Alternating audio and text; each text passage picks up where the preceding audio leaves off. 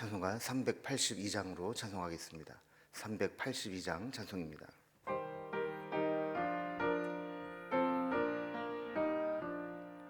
너 근심 걱정 말아라.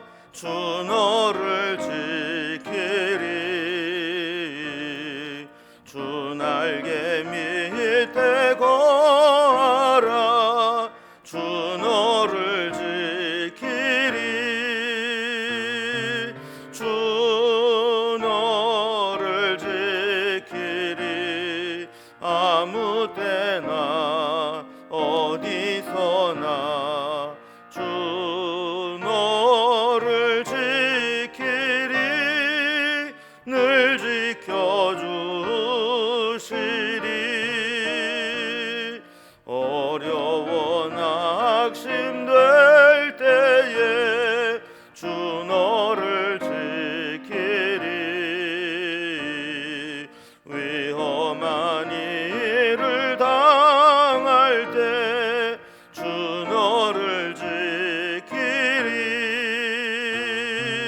주 너를 지키리. 아무 때나 어디서나 주 너를 지키리. 늘 지켜주시리. 너 쓸 것 미리 아시고 주 너를 지키리.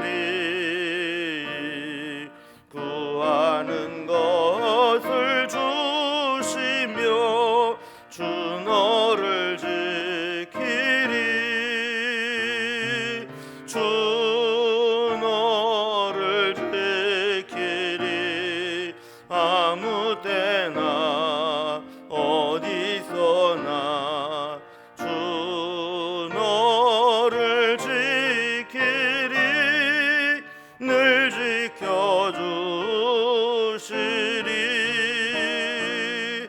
어려운 시험 당해도 주 너를 지키리. 구주의 품에 거하라. 주 너를 지키리. 주 너를 지키리.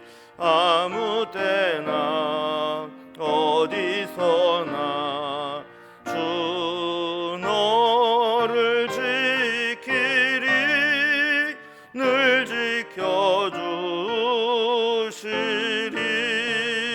지켜주시리. 아멘. 오늘 함께 나눈 하나님 말씀은 신약성경 마가복음 6장 45절에서 56절까지 말씀입니다. 마가복음 6장 45절에서 56절까지 64면에 있는 말씀 제가 봉독하겠습니다. 예수께서 즉시 제자들을 재촉하사 자기가 무리를 보내는 동안에 배 타고 앞서 건너편 벳세다로 가게 하시고 무리를 작별하신 후에 기도하러 산으로 가시니라. 저물매 배는 바다 가운데 있고 예수께서는 홀로 무태 계시다가 바람이 거스름으로 제자들이 힘겹게 노젓는 것을 보시고 밤 사경쯤에 바다 위로 걸어서 그들에게 오사 지나가려고 하시매 제자들이 그가 바다 위로 걸어오심을 보고 유령인가 하여 소리 지르니 그들이 다 예수를 보고 놀람이라. 이에 예수께서 곧 그들에게 말씀하여 이르시되 안심하라. 내니 두려워하지 말라 하시고 배에 올라 그들에게 가시니 바람이 그치는지라. 제자들이 마음에 심히 놀라니 이는 그들이 그 떡 떼었던 일을 깨닫지 못하고 도리어 그 마음이 둔하여졌음이로라. 건너가 게네사렛 땅에 이르러 대고 배에서 내리니 사람들이 곧 예수신 줄 알고 그 온 지방으로 달려 돌아다니며 예수께서 어디 계시다는 말을 듣는 대로 병든 자를 침상째로 메고 나아오니 아무데나 예수께서 들어가시는 지방이나 도시나 마을에서 병자를 시장에 두고 예수께 그의 옷가에라도 손을 대게 하시기를 간구하니 손을 대는 자는 다 성함을 얻으니라. 아멘. 우리가 바로 앞 본문에서 예수님이 오병이어의 기적을 행하시는 것을 살펴보았습니다. 오병이의 기적을 다 행하시고 난 이후에 주님은 이 제자들을 배를 태워서 갈릴리 건너편 베세다로 가게 하시고, 예수님은 남아서 거기 있던 무리들을 이렇게 해산시키고, 그리고 난 후에 혼자 조용히 기도하러 산으로 올라가시게 됩니다. 기도하신 후에 배 타고 이렇게 건너가는 제자들을 산 위에서 내려다 보시는데, 이 바람에 거슬려서 힘겹게 노를 저으면서 목적지에 도달하지 못하고 계속 애를 먹고 있는 그런 제자들의 모습을 보게 됩니다. 예수님은 그 제자들이 있는 곳까지 바다 위를 걸어서 지나가게 되는데, 이 바다를 걸어오시는 예수님을 본 이 제자들은 깜짝 놀라서 유령이다 이렇게 두려워했지만, 예수님은 그들에게 안심하라, 내니 두려워하지 말라면서 그 제자들이 있는 배로 오르시게 됩니다. 그랬더니 바람이 그치는 놀라운 일이 일어나게 되었죠. 제자들은 이제 그제서야 얼마 전 예수님이 오병이어의 기적을 행하신 주님이셨지, 그렇다면 우리에게 그 이상의 기적도 행하실 수 있는 분이겠거니 이렇게 깨닫게 되고 놀랐다는 겁니다. 제자들은 그제서야 이렇게 주님의 능력을 잊고 있었던 자신의 모습을 한탄하게 되죠. 자, 그리고 나서 이제 배를 경로를 바꾸어서 게네사렛이라는 곳에 배를 대고 예수님이 내리시게 되는데, 예수님이 그곳에 이제 오셨다라는 이제 소문이 나면서 사람들은 온갖 질병에 있는 사람들을 다 데리고 와서 고침을 받게 되었다 하는 내용이 오늘 이제 본문의 내용입니다. 오늘 본문의 내용을 좀 단락별로 좀 구분을 해보면, 먼저 앞부분 45절에서 52절까지는 바다 위로 걸어서 제자들에게 가시는 그런 물 위를 걸으시는 능력을 행하시는 예수님의 모습이 나오게 되고, 뒷부분 53절에서 56절까지는 그 배를 타고 게네사렛이라는 곳에 도착을 해서 그곳에서 몰려온 사람들의 각종 질병을 고쳐주시는 그런 내용이 기록되어 있습니다. 이제 먼저 앞부분부터 봅니다. 바다 위를 걸어서 이 제자들에게 걸어가신 예수님의 모습입니다. 마가복음 4장에서도 오늘 본문과 이제 비슷하지만 좀 다른 그런 내용이 있습니다. 예수님이 그때는 배를 같이 타고 계셨고, 광풍이 일어서 바다의 물결이 그 배에 차고 들어와서 제자들이 예수님을 깨우면서 우리가 죽게 된 것을 그냥 보고만 계십니까? 라고 했었던 사건이 있었죠. 근데 오늘 본문도 이 바다와 연관된 사건입니다. 45절에 보면 오병이어의 기적 이후에 예수님은 즉시 이 제자들을 재촉하시면서 그 배를 타고 앞서 건너편 베세다로 가라 이렇게 보내시게 됩니다. 그리고 오병이어의 기적을 체험하고 난 후에 쉽게 그 자리를 떠나지 못하고 있었던 많은 무리들을 친히 돌려보내시면서 그곳에 혼자 남게 되신 거죠.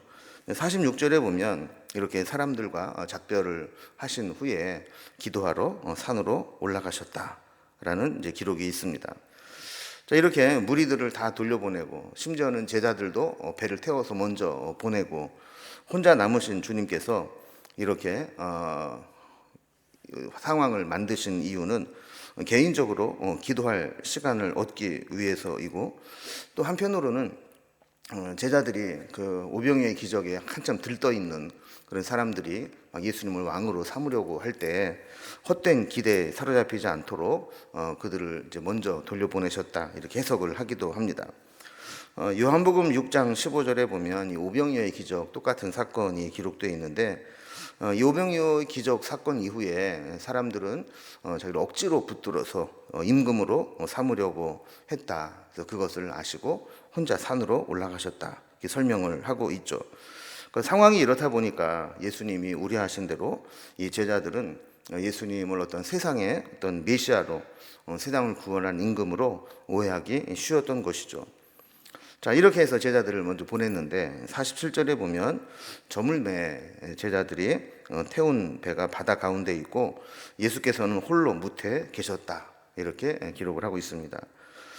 그러니까 무리들과 이 제자들이 이 오병이의 기적 사건 때문에 예수님을 우리의 죄를 대속하시고 우리 영혼을 구원하실 메시아로 보는 것이 아니라 당장 우리의 먹을 것을 해결해주고 로마의 압제로부터 해방시켜줄 그런 정치적 지도자로 이렇게 오해하고 잘못된 신앙을 가지고 있었던 그 군중 심리를 누그러뜨릴 수 있는 가장 좋은 방법은 사람들을 흩어버리시는 것이고 예수님도 조용히 기도하시는 것입니다.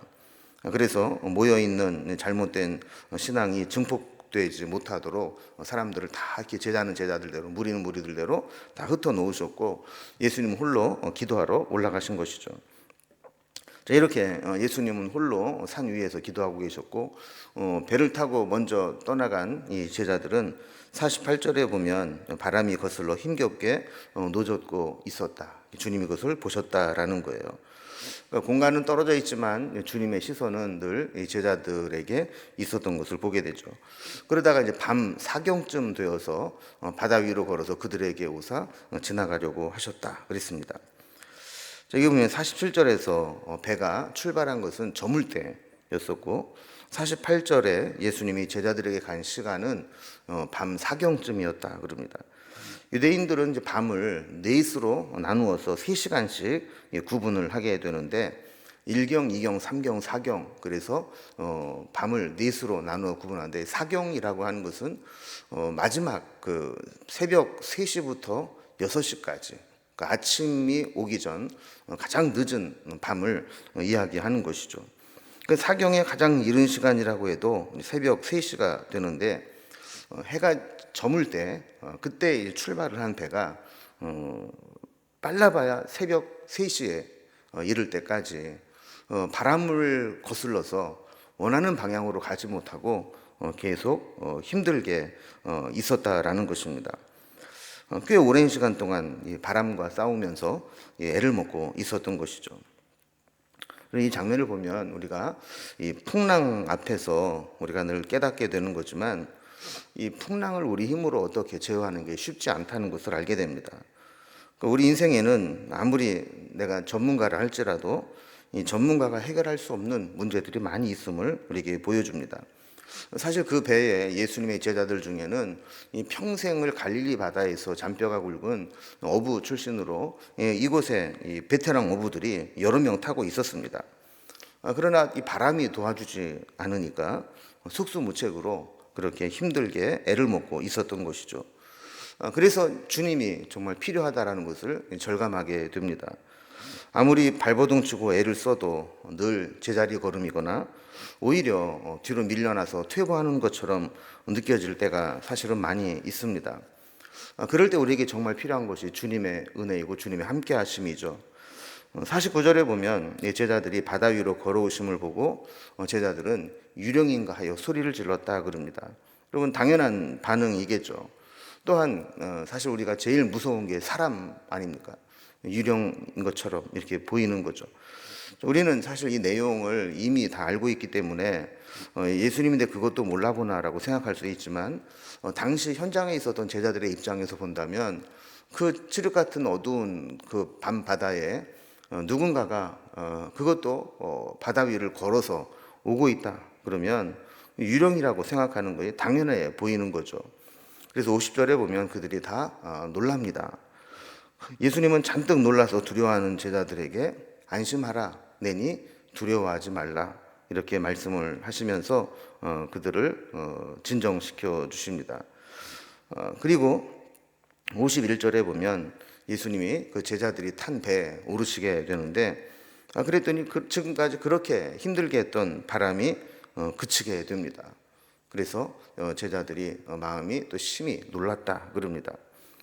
여러분 우리 인생도 마찬가지입니다. 우리의 인생이라는 배를 타고 우리가 가게 될 때 우리 앞에 내가 제어할 수 없는 내가 아무리 베테랑이고 전문가를 할지라도 내 힘으로 어찌할 수 없는 그런 풍랑을 만나고 바람을 만날 때가 있습니다. 그럴 때 주님께서 내 인생의 배에 오르시게 되면 내 앞에 있는 바람이 잔잔해지고 안전해지게 되는 것이죠.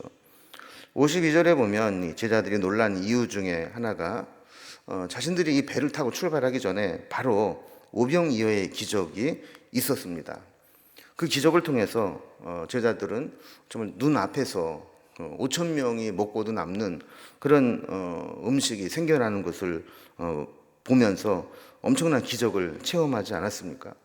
그런데 이 바람 앞에 애를 쓰면서 그런 주님의 능력은 까마득하게 잊어버리고 있다가 주님이 유령처럼 다가오시는 모습을 보고 나서야 아, 우리 주님이 그런 분이었지 이렇게 깨닫게 되었다라는 거예요.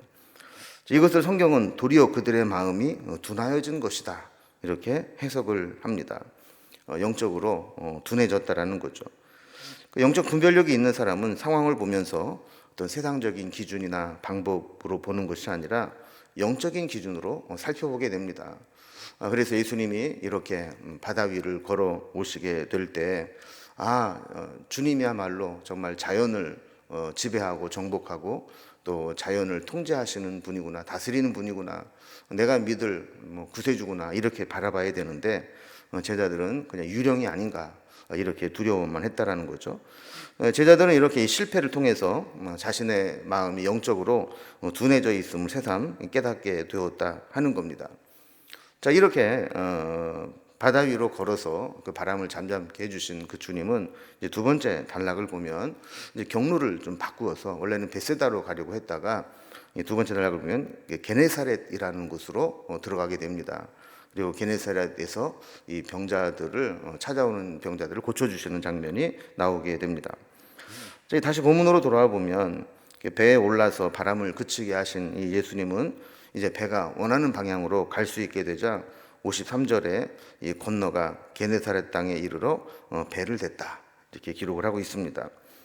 그리고 54절에 보면 게네사렛에서 예수님이 배에서 내리시게 되는데 사람들이 이제 벌써 예수님에 대한 소문이 많이 나 있기 때문에 예수님인 줄을 알아보고 사람들이 모여오게 된 겁니다. 그래서 55절에 보면 사람들이 온 지방으로 달려 돌아다니며 병자들을 데리고 왔다. 예수님이 어디에 계시다. 이런 소문을 낸 거죠. 그래서 심지어는 이 거동이 불편한 환우들을 침상째 메고 오기도 했습니다.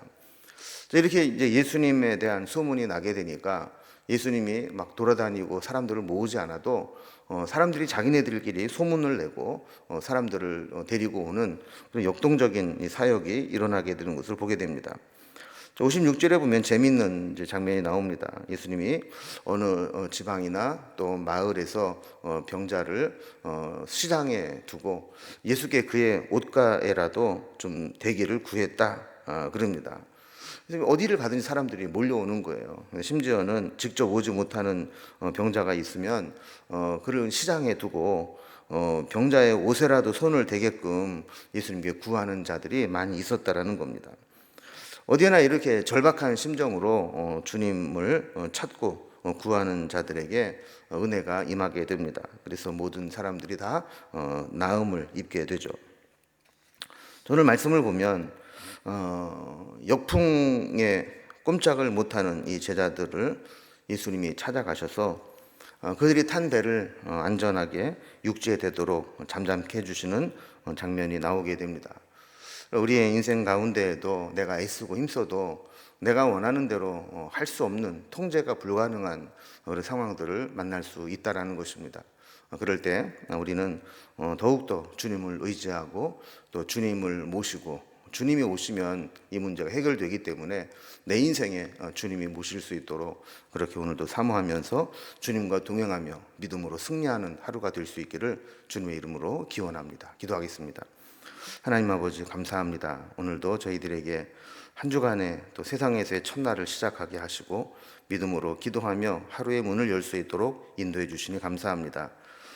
예수님께서 보내신 이 제자들이 큰 바람으로 애를 쓰면서도 통제하지 못하고 힘든 시간을 보낼 수 있었던 것과 마찬가지로 우리 인생에도 우리의 인생에 부는 바람을 우리가 어찌할 수 없어서 애를 쓰고 또 힘겨워할 때가 있습니다. 그럴 때 주님이 우리 배에 오르시고 내 인생 가운데 함께 하시게 되면 순풍에 돛단 듯이 우리가 원하는 곳으로 가게 될 줄로 믿습니다.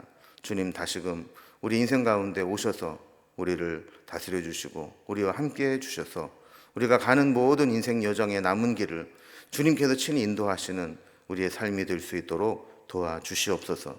오늘도 우리의 기도를 들으시고 선한 길로 인도하여 주시기를 소망하며 예수님의 이름으로 기도드리옵나이다. 아멘. 이제 각자 기도 제목들로 자유롭게 기도하시겠습니다.